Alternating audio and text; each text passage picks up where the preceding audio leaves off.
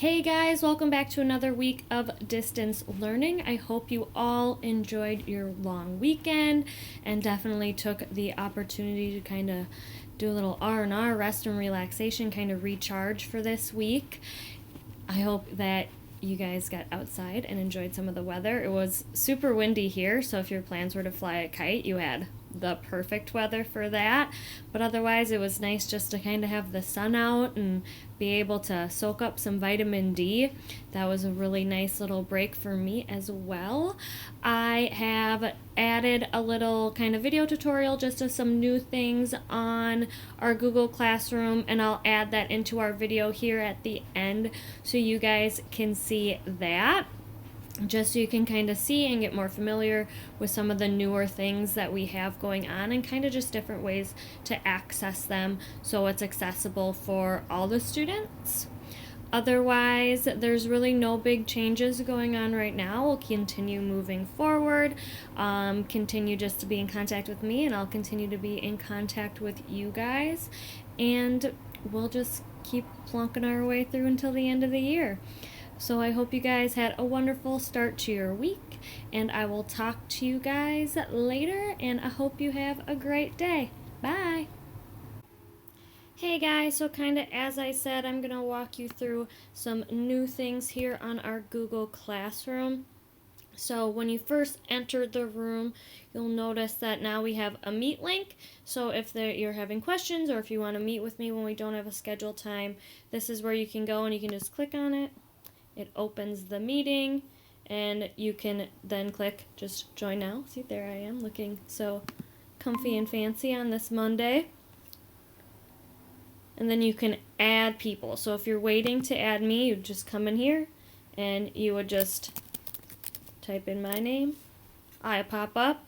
And if you click on it and hit invite, it sends me an email. I have my email open all day, every day. So I will get the link right away and then come meet you and see what is going on and what you guys need. Otherwise, some things that I just wanted to show you guys was in our, we'll just go to Monday, we'll go to today.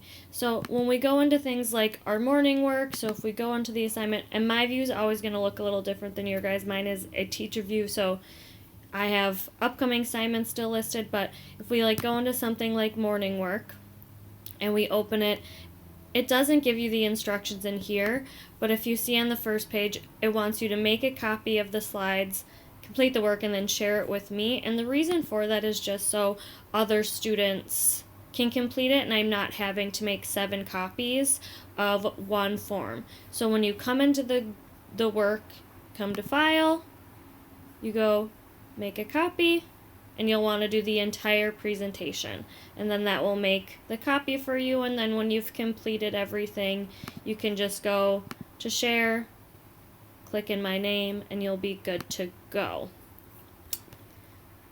So, and that is really for any of our assignments that have more than one student on it.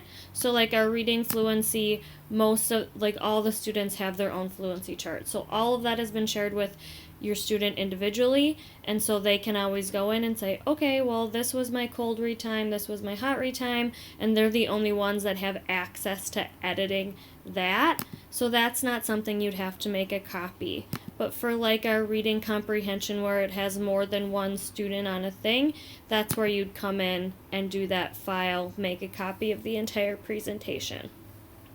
This is another thing I wanted to show you guys. So once you kind of make those copies, you can, for our reading comprehension, I have recorded all of the readings. So all the readings that I assign, I go through and I record them. So you can just come and click. It will bring you to the link. It's me reading a lovely story. We don't need to hear it. But it also is me reading the questions. So you can come through, listen to the story, and when you get to the questions, you can always pause it. And also within our slide, we have links to Google Forms, which has the questions in it for you. So you can come in, it says describe the setting or story. Some of your students know how to have it read aloud to them, so that's great. Otherwise, if they're pausing it along with the story, they'll hear me saying it as well. they're able to use then voice to text for typing, but then there's also our just multiple choice as well. So just a little easier than having to do paper pencil, and then it just automatically submits to me. I have it set up for that. So that would be great to see some of you utilizing those different tools for that. And then our writing prompts, I have a writing prompt always up, and then I just have tabs for everyone. And the reason that I don't put new ones in is just so, like, if you guys want to keep working on a story, but if you want to work on a new one, you can always make a copy and share it with me. You're more than welcome to do that.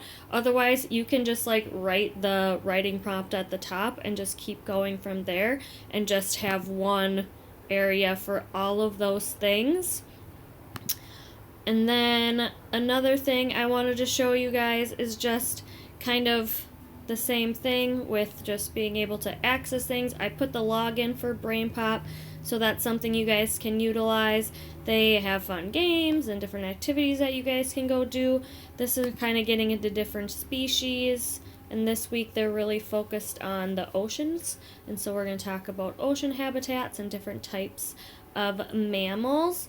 So after you kind of watch the video and do the activity, I usually will just have a question, and it's just another one of those Google Forms. And so you kind of can just go through their 5 to 10 questions depending on how long the quiz was.